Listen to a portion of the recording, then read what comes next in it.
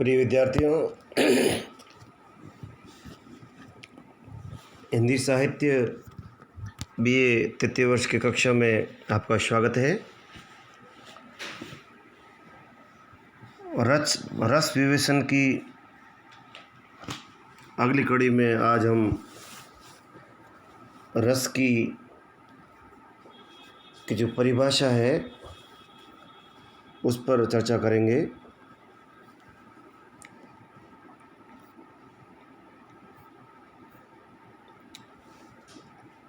रस की जो व्याख्या करने वाला जो भरत मुनि द्वारा उनके ग्रंथ नाट्यशास्त्र में जो एक प्रसिद्ध सूत्र दिया गया है, जिसे रस सूत्र भी कहा जाता है, वह इस प्रकार से हम देख लेते हैं। थोड़ा मैं आपको बड़ा कर लेता हूँ।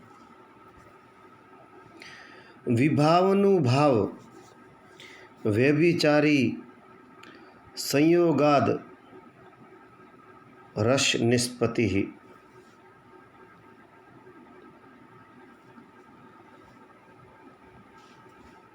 इस सूत्र में भरत मुनि कहते हैं कि विभाव,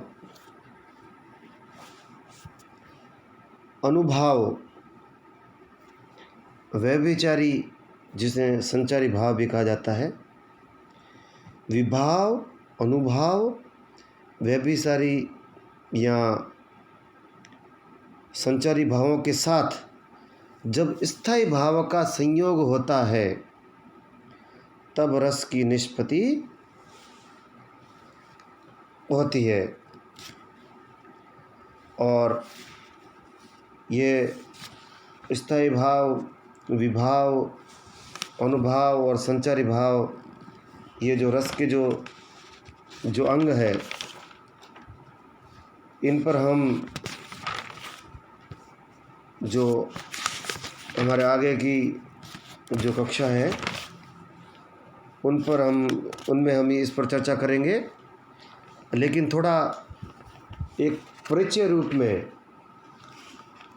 इनकी जानकारी प्राप्त कर लेते हैं, ताकि इसके बारे में जो परिचयात्मक हमें यदि जानकारी होगी तो रस की परिभाषा और जो रस का जो स्वरूप वगैरह है जिस पर हम आगे चर्चा करेंगे, उसको समझने में हमें आसानी होगी।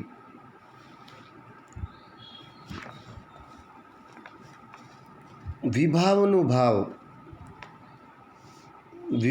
विभाव, अनुभाव, व्यभिचारी भाव और चौथा है स्थायी भाव।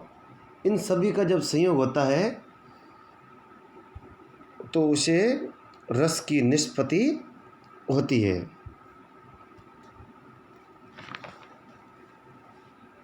तो विभाव, अनुभाव, व्यभिचारी और स्थायी भाव, इन सभी को एक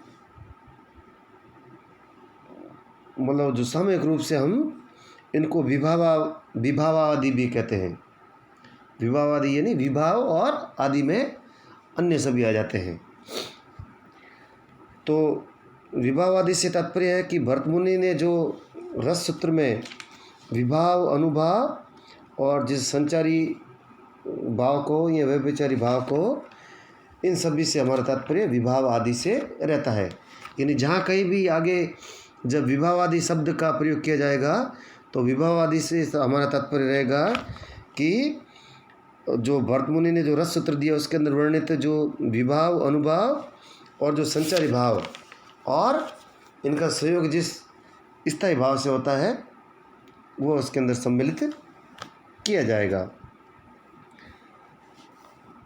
फिर आता है विभाव।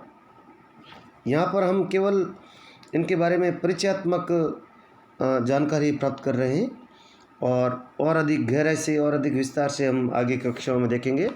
यहाँ पर हम केवल इन शब्दों के बारे में थोड़ा सा जान लेते हैं ताकि हमें समझने में आसानी हो। कुछ जो पारिभाषिक जो शब्द है या जो शब्दावली है जो रस की शब्दावली है इसको भी हम यहाँ पर समेटने की कोशिश करेंगे, ताकि आगे जहाँ पर इन शब्दों का जहाँ कहीं भी हमें प्रयोग मिले तो हमें समझने में आसान रहेंगी, और इनको अलग से हम विस्तार पर इस पर चर्चा करेंगे। और से विभाव, रस का जो कारण होता है उसे विभाव कहा जाता है। यानी विभाव बराबर रस का कारण, यानी दो चीज़ें होती है, एक होता है कार्य, एक होता है कारण। प्रत्येक कार्य के पीछे कारण होता है। तो जो रस को यदि कार्य माना जाए, रस को यदि कार्य माना जाए तो उसके निहित जो उसके पीछे जो मूल जो कारण है उनको कहा जाता है विभाव। ये जो विभाव होते हैं ये दो प्रकार के होते हैं। यहाँ हम सामान्य जानकारी प्राप्त कर रहे हैं, आगे और अधिक गहराई से इसके बारे में जानेंगे। विभाव दो प्रकार के होते हैं, आलंबन विभाव और उद्दीपन विभाव। यानी जो रस के जो कारण है इनको, इनका शास्त्रीय जो वर्गीकरण है या एक तरह से इनका वर्गीकरण जो किया गया है उसको हम दो प्रकार से मान सकते हैं, तो आलंबन विभाव और ये उद्दीपन विभाव। अब पहला है आलंबन विभाव। आलंबन विभाव के दो पक्ष होते हैं जिनको कहा जाता है आश्रय और आलंबन। आलंबन को जो रस का जो विषय होता है उसको आलंबन कहा जाता है। अब ये आलंबन विभाव को हम दो भागों में विभाजित करते हैं, आश्रय और आलंबन। अब ये आश्रय क्या होता है? जिसके हृदय में भाव जागृत होता है, अर्थात जिसे रसानुभूति होती है, उससे आश्रय कहा जाता है। आश्रय का अर्थ होता है आश्रय देना।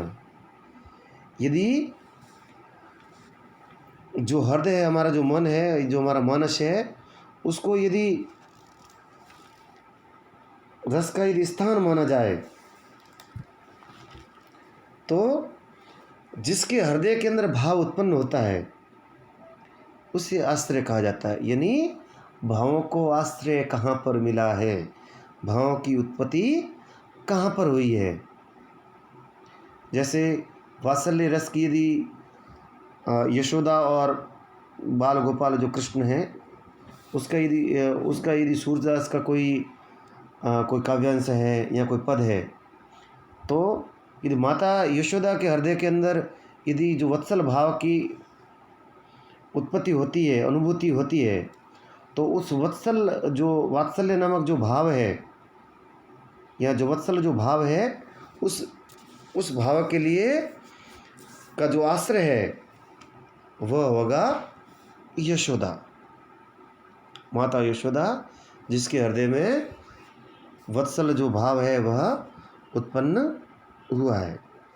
अर्थात भावों का, जैसे भाव जहाँ पर उत्पन्न होते हैं वह स्त्री पुरुष छोटा बड़ा कोई भी हो सकता है, जहाँ पर भाव उत्पन्न हुए हैं वहाँ पर उसे आश्रय कहा जाएगा। फिर आता है आलंबन। आलंबन का अर्थ होता है किसका सहारा, वह पात्र या स्थिति, कोई पात्र हो सकता है या कोई स्थिति हो सकती है, जिसे देखकर आश्रय के मन में भाव जागृत होता है।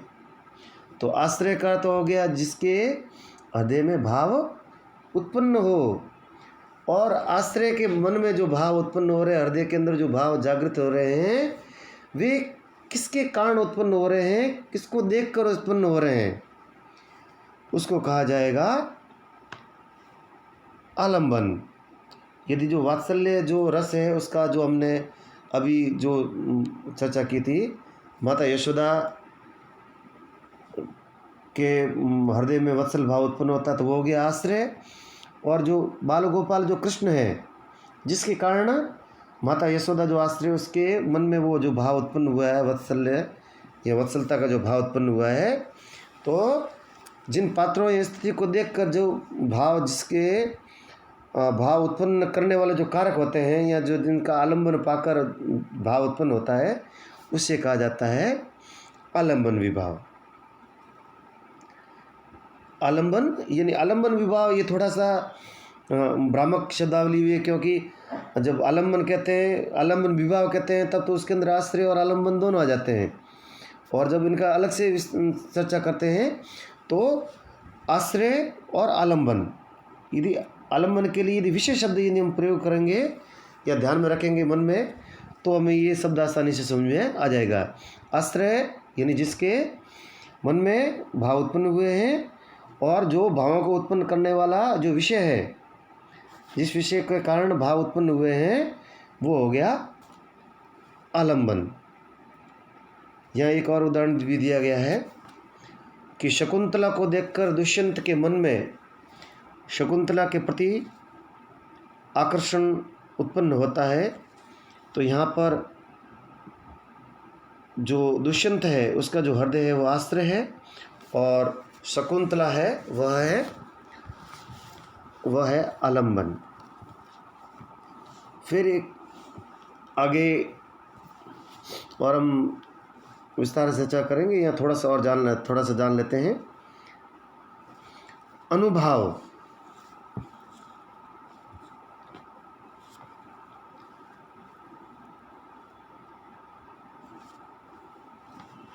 उससे पहले जो विभाव के अंतर्गत ही आलंबन विभाव, जो विभाव होते हैं वो दो प्रकार के होते हैं, एक आलंबन विभाव और उद्दीपन विभाव। विभाव का अर्थ रस का कारण। तो रस का जो कारण है वो आश्रय यानी जिसके हृदय में उत्पन्न होता है, और विषय या जिसको कहते हैं आलंबन, जिसके कारण भाव उत्पन्न होता है। इसके अतिरिक्त जो विभाव के अंतर्गत उद्दीपन विभाव भी आता है। तो उद्दीपन का अर्थ होता है जागृत करने वाला, भड़काने वाला, उत्पन्न करने वाला, जागृत करने वाला। तो उद्दीपन विभाव के दो पक्ष होते हैं, इसमें बाह्य वातावरण भी आता है और आलंबन की बाह्य चेष्टाएं भी आती है। ये अभी जो हमने जिस उदाहरण की चर्चा की थी कि शकुंतला को देखकर दुष्यंत के मन में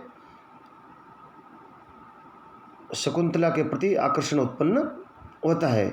यदि इस उदाहरण को लेते हैं तो यहाँ हम देखते हैं कि जो दुष्यंत है वो आश्रय है, क्योंकि उसके मन में जो प्रणय का जो भाव है, आकर्षण का भाव है, वो उत्पन्न हो रहा है। और जो शकुंतला है वह उस भाव उत्पन्न होने का विषय है, या कह सकते हैं कि वह आलंबन है, जिसका सहारा पाके उसके भाव उत्पन्न हो रहे हैं।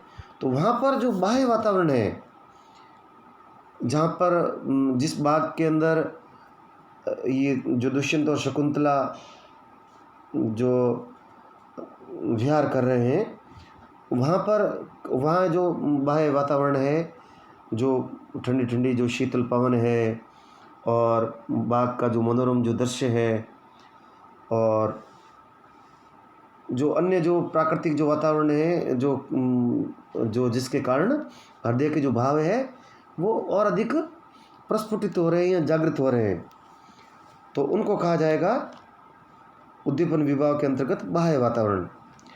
और फिर जो आलंबन की जो चेष्टाएं हैं, यानी यहाँ इस जो अपने अभी जो उदाहरण दिया है जिसके अंदर, उसमें जो शकुंतला है वो आलंबन है। तो शकुंतला की जो बाह्य जो चेष्टाएं हैं वे भी उद्दीपन विभाव के अंतर्गत ही आएगी। जैसे शकुंतला का लज्जा करना है, शर्माना है, जिसको हम जो फिल्मी शब्दावली में अदा कहते हैं। तो जो आलंबन या जो शकुंतला की जो चेष्टाएं हैं,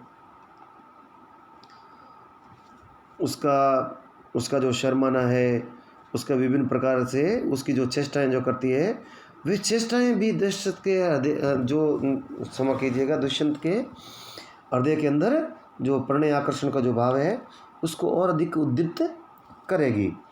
तो उसको कहा जाता है उद्दीपन विभाव। तो उद्दीपन विभाव के दो पक्ष हो गए, बाह्य वातावरण और आलम्बन की बाह्य चेष्टाएं। फिर आता है अनुभाव। आश्रय के शारीरिक विकारों को अनुभाव कहते हैं।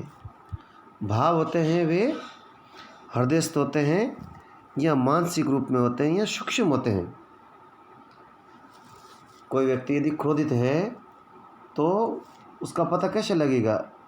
उसके मन में अंदर क्रोध है तो वो तो सूक्ष्म रूप में है। उसकी जो बाह्य जो चेष्टाएं हैं उनसे हमें पता लगेगा कि जो मुख्य व्यक्ति है वह क्रोध में है। जैसे क्रोध का भाव उत्पन्न होने पर जो आश्रय है, जिसके हृदय के अंदर क्रोध का भाव उत्पन्न हुआ है, उसकी आंखें लाल हो जाती है, ओंठ और जो नथुन है वे फड़कने लगते हैं। जिस व्यक्ति पर क्रोध आ रहा है उसे मारने के लिए वह प्रयत्न करता है, उस पर हाथ उठाता है। तो ये सारे इसको कहा जाता है अनुभाव। और ये जो अनुभव होते हैं ये भी दो प्रकार के होते हैं, यत्नज और अयत्नज। यत्नज ये नहीं जिनको यत्नपूर्वक या प्रयास के साथ में जिनको किया जाता है। जैसे मारने के लिए हाथ उठाना यत्नज अनुभव है, और जो आंखें लाल हो जाती है, नथुने फड़कने लग जाते हैं, इसके लिए प्रयत्न करने की आवश्यकता नहीं है, तो इनको अयत्नज अनुभव भी कहा जाता है। और ये जो अयत्नज जो भाव है ये अभिनय की दृष्टि से, साहित्य की दृष्टि से बहुत ही महत्वपूर्ण होते हैं। इनको सात्विक भाव भी कहा जाता है, जिसके बारे में हम आगे और अधिक विस्तार से चर्चा करेंगे। तो ये जो सात्विक जो भाव है, जो अनुभाव है, इनकी संख्या 8 मानी गई है। फिर इसी सूत्र के अंतर्गत आता है व्यभिचारी भाव, जिन्हें संचारी भाव भी कहा जाता है। जो स्थायी भाव होते हैं ये तो मनुष्य की स्थायी संपत्ति होती है, लेकिन जो व्यभिचारी जो भाव होते हैं ये स्थायी रूप से तो मानस में या जो हमारे जो संस्कार रूप में अपने हृदय में हृदयस्थ नहीं होते हैं, लेकिन जैसे उनको अनुकूल अवसर मिलता है ये अपने आप संचित होने लग जाते हैं। ये जो भाव है ये क्षण क्षण में संचरित होकर स्थायी भावों का पोषण करते हैं। इन्हें संचारी भाव भी कहा जाता है। और वैसे इनकी संख्या नीचे नहीं की जा सकती, लेकिन शास्त्रीय आधार पर इनकी जो संख्या है ये संख्या 23 मानी गई है, लेकिन आधुनिक मनोविज्ञान के अंतर्गत इनकी संख्या है हम अनगिनत कर सकते हैं। फिर आता है स्थायी भाव। जिन भावों को विरोधी तथा अविरोधी भाव कभी नष्ट नहीं कर पाते हैं, यानी जिस प्रकार जो संचारी भाव होते हैं, एक भाव उत्पन्न होता है वो विलीन हो जाता है, फिर दूसरा उत्पन्न होता है, तीसरा उत्पन्न होता है, इस तरह एक दूसरे में विलीन होते जाते हैं एक कोई। लेकिन स्थायी भावों को इसलिए स्थायी कहा जाता है कि उनका कोई भी विरोधी जो भाव होता है वह इनको दबा नहीं पाता है, इसी कारण से इनको स्थायी भाव कहा जाता है। और प्राचीन आचार्यों ने इनकी संख्या 9 मानी है, और जो 9 रस की जो अवधारणा है वह इसी अवधारणा का यही आधार है।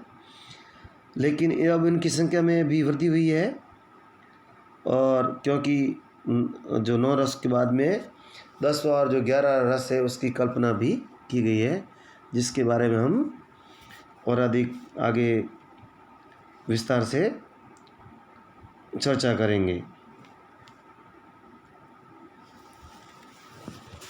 तो ये कुछ जो शब्दावली थी जिनको समझना आवश्यक था, और रस को जानने के लिए ये जरूरी था। अब जो रस की जो परिभाषा है उसको थोड़ा सा जान लेते हैं। भरत मुनि ने अपने रस के जो रस संबंधी जो मंतव्य प्रकट किया है उसमें उन्होंने कहा है कि जिस प्रकार नाना प्रकार के व्यंजनों, औषधियों, द्रव्यों के संयोग से रस की निष्पत्ति होती है, जिस प्रकार गुड़ आदि द्रव्यों, व्यंजनों, औषधियों से षड्वादी रस बनते हैं, उसी प्रकार विविध भावों से संयुक्त होकर स्थायी भाव भी रस को प्राप्त होते हैं। जिस प्रकार विभिन्न जो औषधियाँ होती है उनका जब हम संयोग करते हैं तो औषधि शास्त्र में जिसे रस कहा जाता है उसकी जिस प्रकार से निष्पत्ति होती है, उसी प्रकार से जो विभिन्न प्रकार के जो भाव होते हैं, विभिन्न प्रकार के भाव, स्थायी भाव और स्थायी भाव से संयोग होने वाले विभाव, अनुभाव और व्यभिचारी भाव, ये 4 प्रकार के जो भाव हो गए, इन सभी का जब संयोग होता है तो ये भी आपस में संयुक्त होकर जिस प्रकार औषधियाँ और जो द्रव्य है और विभिन्न प्रकार के व्यंजन आपस में संयोग करके उनकी आपस में क्रिया प्रतिक्रिया होती है, अभिक्रिया के द्वारा वे रस या जो रस औषधियाँ होती है उनके रूप में परिणित होते हैं। उसी प्रकार से ये विविध प्रकार के भाव भी संयुक्त होकर रस में परिणित हो जाते हैं। इसे जो रस है उसके बारे में थोड़ा सा और जान लेते हैं, फिर हम आगे की कक्षा में और इसको रस के जो विभिन्न जो पक्ष हैं उनके ऊपर प्रकाश डालेंगे। काव्य में जो रस है उसके बारे में हम जब बात करते हैं तो ये क्या है, अनुभूति का विषय है। अनुभूति यानी जो हमारे जो अनुभव होते हैं जब हम वातावरण के से संयोग करते हैं तो हमारे मन पर जो प्रभाव पड़ता है, मन जो प्रतिक्रिया देता है उसे अनुभूति कहा जाता है। और जो विभाव, अनुभाव और संचारी भाव होते हैं ये सारे संयुक्त होकर, ये किसके द्वारा, ये जो नाट्य शास्त्र में इसकी चर्चा की गई थी भरत मुनि द्वारा। तो जब नाटक की बात करते हैं तो विभिन्न प्रकार के जो विभिन्न जो अभिनय होते हैं उनके द्वारा व्यंजित जो स्थायी भाव होता है वही रस या नाट्य रस में परिणित हो जाता है। यानी जो स्थायी भाव होता है वह रस के रूप में परिणित होता है, परंतु स्थायी भाव अपने आप में रस के रूप में परिणित होने में असक्षम है, क्योंकि उसे स्थायी भाव को यदि रस में जो परिणित करने वाले जो कारक हैं या जो अन्य जो साधन है उनमें विभाव, अनुभाव और संचारी भावों का होना आवश्यक है। एक चीज़ और यहाँ पर बता देना आवश्यक होगा कि स्थायी भाव है वे अपने आप में रस नहीं है। रस का आधार निश्चित रूप से स्थायी भाव है, परंतु जो नाट्य सामग्री में संयुक्त होकर ये स्थायी भाव ही रस के अंदर बदल जाते हैं।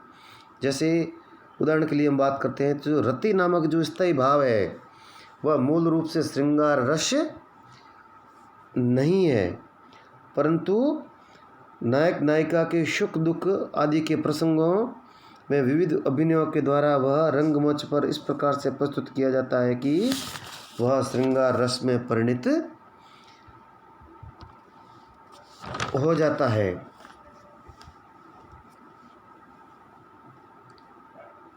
और जो सहृदय होता है वह इस रस का आस्वादन करता है और इसका आस्वादन हर्ष आदि के रूप में होता है। और इस प्रकार से जो रस है उसको हम उसके 3 अर्थ कर सकते हैं। रस भाव की कलात्मक अभिव्यंजना है, रस भाव मूलक काव्य सौंदर्य की अनुभूति है और पूरा काव्य सौंदर्य सामान्य अर्थ में रस है। तो जिसे आधुनिक शब्दावली में जिसे हम सौंदर्य इत्यादि कहते हैं, और वह भी एक तरह से रस ही है। क्योंकि अभी जो प्रकरण है कुछ ज़्यादा लंबा हो चुका है तो उसको हम आगे की कक्षाओं में इसको समेटेंगे। धन्यवाद।